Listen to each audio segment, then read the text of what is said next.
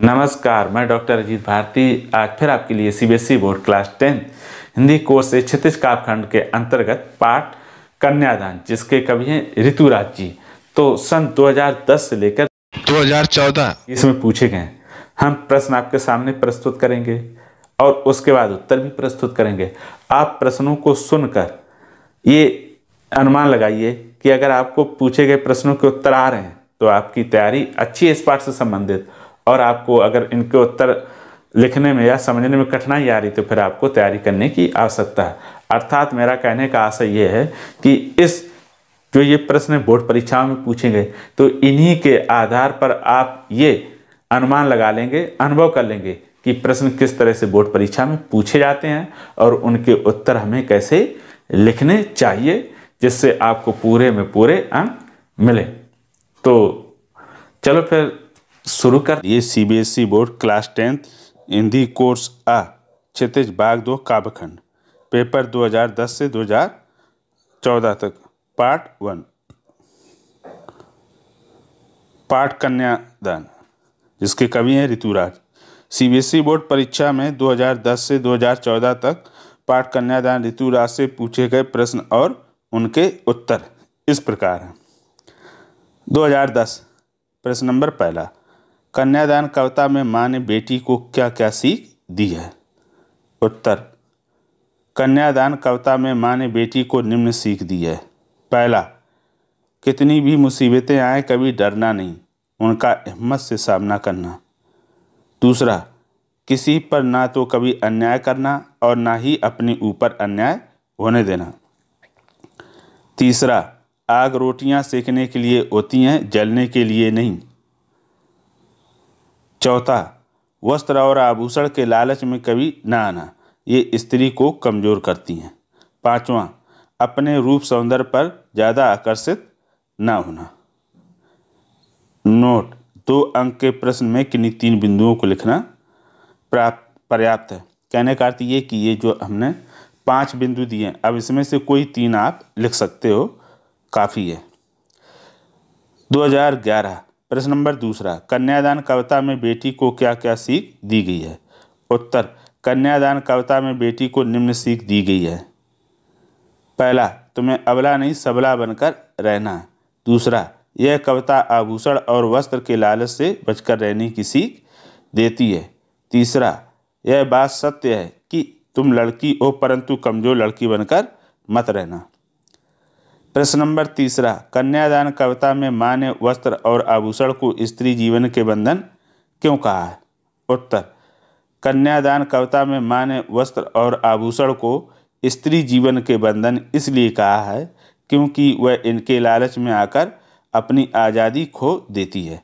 घर के लोग उस पर पूरी जिम्मेदारियां डाल देते हैं। वस्त्र और आभूषण की चमक धमक से वह शोषण सहने को तैयार हो जाती है।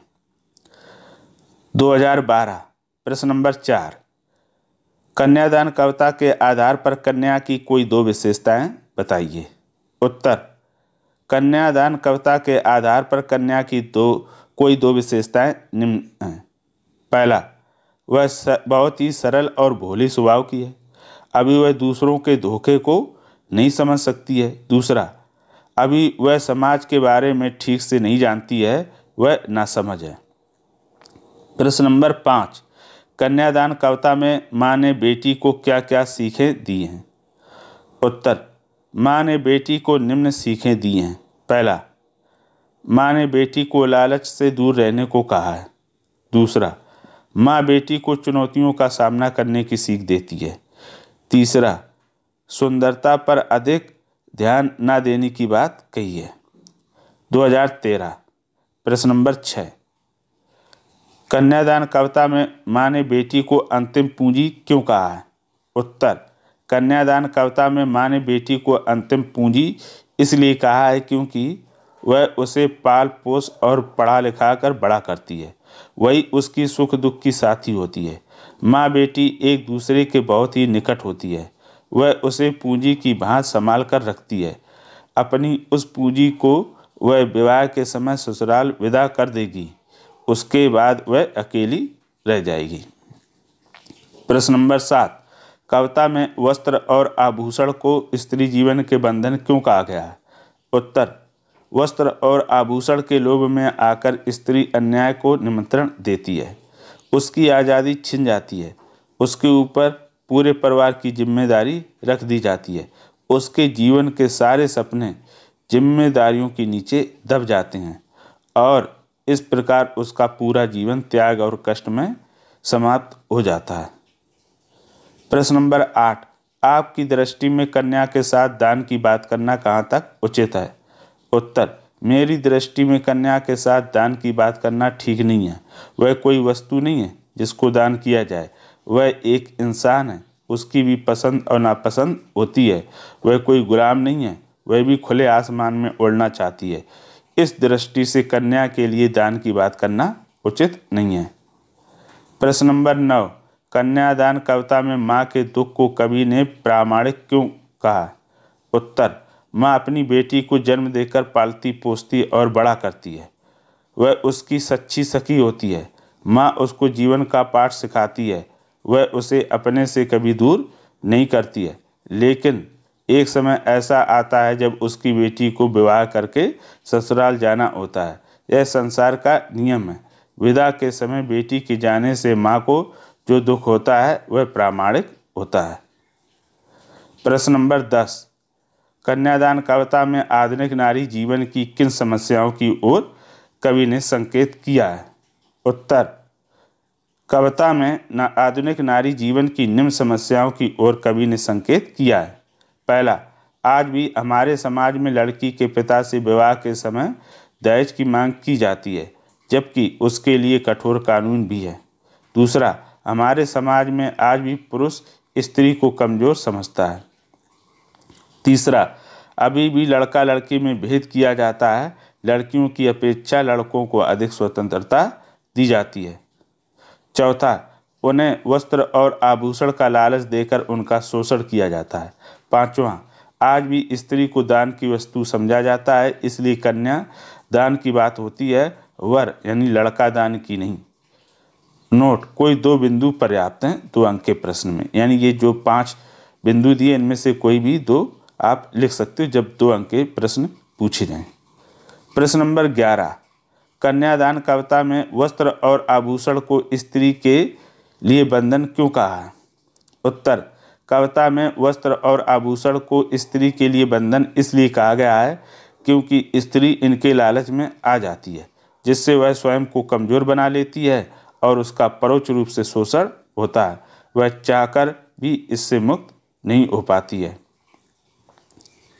2014 प्रश्न नंबर 12, आशय समझाइए। माँ ने कहा लड़की होना पर लड़की जैसी दिखाई मत देना। उत्तर, माँ कहती है कि समाज में लड़की को कमज़ोर समझा जाता है। वह लड़की को सरल होने के साथ शक्तिशाली भी बनने की सीख देती है। कमज़ोर मानकर उसका शोषण किया जाता है। उन्हें सजावट की वस्तु समझा जाता है। माँ उसे अन्याय करने और सहने दोनों के पक्ष में न रहने की सीख देती है। वह उसे निडर और सबल बनने के लिए कहती है। प्रश्न नंबर 13, कन्यादान कविता में माँ ने लड़की को अपने चेहरे पर रीझने और वस्त्र तथा आभूषणों के प्रति लगाव को मना क्यों किया है? उत्तर, कन्यादान कविता में माँ ने लड़की को अपने चेहरे पर रीझने और वस्त्र तथा आभूषणों के प्रति लगाव को मना करती है क्योंकि वस्त्र और आभूषण के लालच में आकर वह अपनी स्वतंत्रता खो देती है।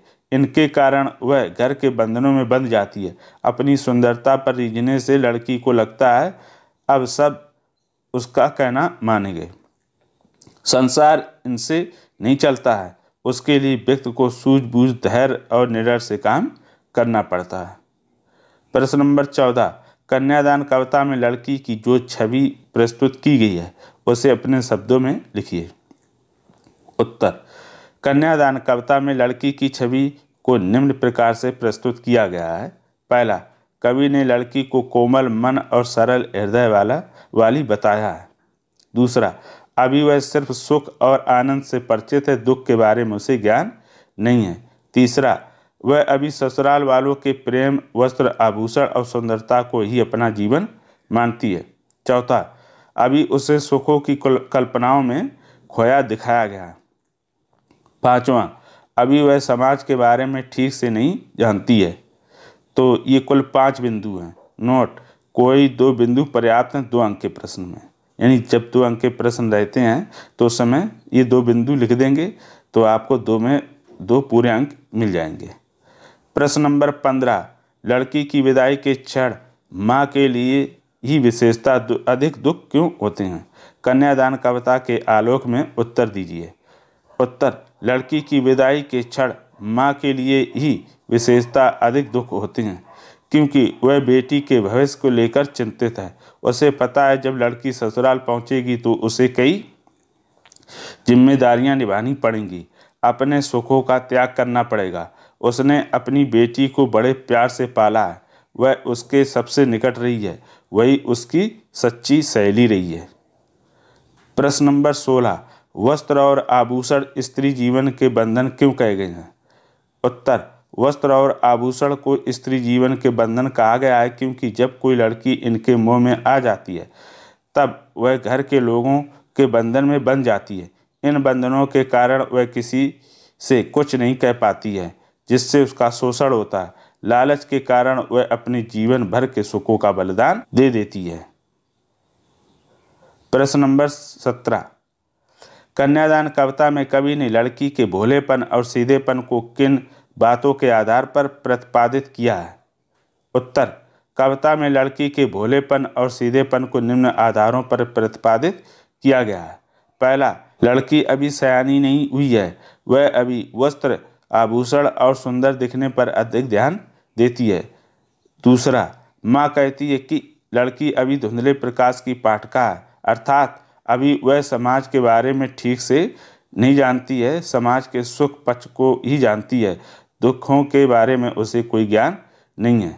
प्रश्न नंबर 18, लड़की को दान में देते समय उसकी माँ को सर्वाधिक कष्ट क्यों होता है?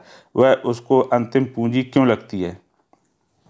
उत्तर, कविता में लड़की को दान करते समय माँ को अधिक कष्ट इसलिए होता है क्योंकि वह अभी अधिक समझदार भी नहीं है, वह अभी सुखों की कल्पनाओं में खोई रहती है, अब उसे विदा करना पड़ रहा है। माँ को अंतिम पूंजी इसलिए लगती है क्योंकि वह उसे बड़े प्यार से पाल पोस कर बड़ा करती है, वही उसके सुख दुख की सहेली है, वह उसकी बेटी नहीं बल्कि जीवन भर की पूंजी है जिसे उसने संभाल कर रखा था, अब वह पूंजी उसके हाथों से जा रही है। प्रश्न नंबर 19, कन्यादान कविता में माँ ने क्यों कहा लड़की होना पर लड़की जैसी दिखाई मत देना?